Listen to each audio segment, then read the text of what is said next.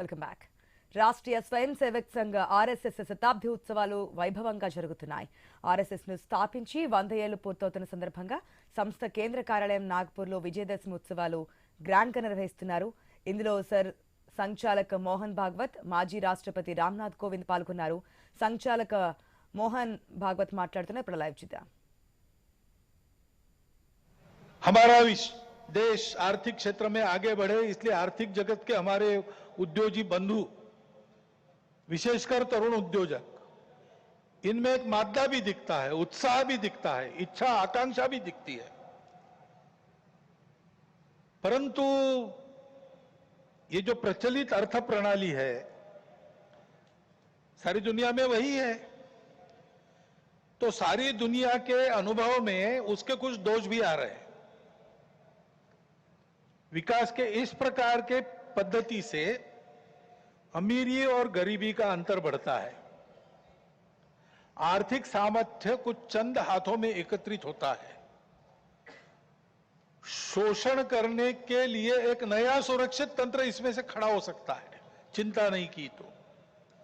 पर्यावरण के हानि की समस्या खड़ी हो जाती है और मनुष्यों के आपसी व्यवहार में कई प्रकार की व्यापारिक दृष्टि और अमानवीयता की बातें प्रवेश कर जाती है।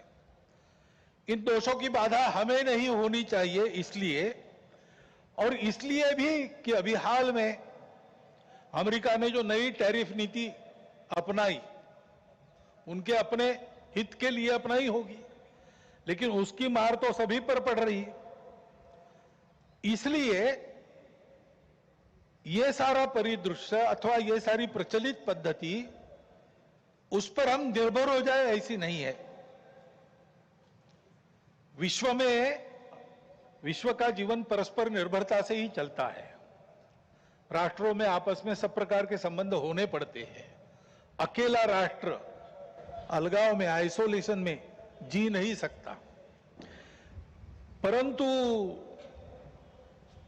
ये निर्भरता मजबूरी में न बदल जाए, क्योंकि वो कब बदलेगी, कैसे बदलेगी, उसका कोई पता नहीं।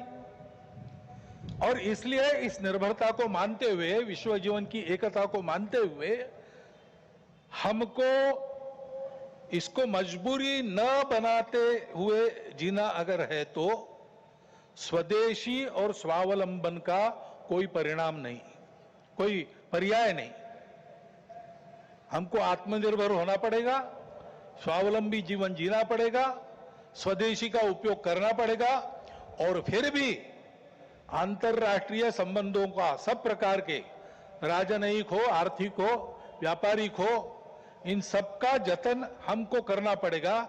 लेकिन उसमें मजबूरी नहीं होगी, हमारी अपनी इच्छा होगी, हमारा अपना सद्भाव होगा, ऐसा हमको बनना पड़ेगा। प्रचलित पद्धति जो है उसके दुष्परिणाम हमारे यहां भी दिखते हैं। अभी हाल में ही जो खबरें पिछले 1-2 साल से चल रही है, प्रत्यक्ष हम देख रहे हैं हिमालय के क्षेत्र में कैसे चल रहा है। वर्षा का अनियमित होना तो सर्वदूर है, प्रकृति के प्रकोप भी बढ़ गए हैं, भूस्खलन होता है, अप्रत्याशित वर्षा होती है, हिमनदियां सूख रही है। ऐसे परिणाम गत 3-4 वर्षों में तीव्र होते चले जा रहे हैं। ये हिमालय हमारे लिए सुरक्षा की दीवार और दक्षिण पूर्व एशिया के लिए उसका पूरा जलस्रोत हिमालय से ही आता है। अगर प्रचलित विकास की पद्धति में से इन सारी बातों को और प्रोत्साहन मिलता हो होने के लिए, तो उस नीति का हमको पुनर्विचार करना पड़ेगा, क्योंकि हिमालय की आज की अवस्था एक खतरे की घंटी बजा रही है। प्राकृतिक उथल पुथल है तो जनजीवन में भी उथल पुथल दिख रही है। श्रीलंका में, बाद में बांग्लादेश में, बाद में नेपाल में, हमारे पड़ोसी देशों में भी हमने इसका अनुभव किया। अब कभी कभी हो जाता है, प्रशासन जनता के पास नहीं रहता, संवेदनशील नहीं रहता, लोकाभिमुख नहीं रहता, उनकी जनता की अवस्थाओं को ध्यान में रखकर नीतियां नहीं बनती तो असंतोष रहता है, परंतु उस असंतोष को इस प्रकार व्यक्त होना ये किसी के लाभ की बात नहीं है। अभी प्रमुख अतिथि महोदय ने कहा, 25 नवंबर के भाषण की याद की, उसमें इस प्रकार के जो आंदोलन है जिसमें इतनी सारी हिंसा और विनाश होता है, डॉक्टर अंबेडकर साहब ने उसको ग्रामर ऑफ अनार्की कहा है। प्रजातांत्रिक मार्गों से भी परिवर्तन आता है, ऐसे हिंसक मार्गों से परिवर्तन नहीं आता है। एक उथल पुथल हो जाती है लेकिन स्थिति यथावत रहती है।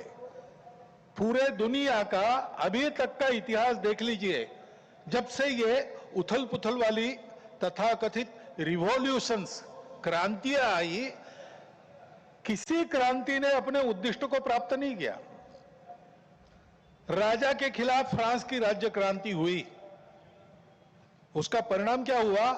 नेपोलियन बादशाह बन गया, वही राजतंत्र कायम रहा। इतनी सारी तथाकथित साम्यवादी क्रांतियां हुई, सब साम्यवादी देश आज पूंजीवादी तंत्र पर चल रहे हैं जिसके खिलाफ क्रांति हुई थी। ऐसे हिंसक परिवर्तनों से उद्देश्य नहीं प्राप्त होता है, उल्टा इस अराजकता की स्थिति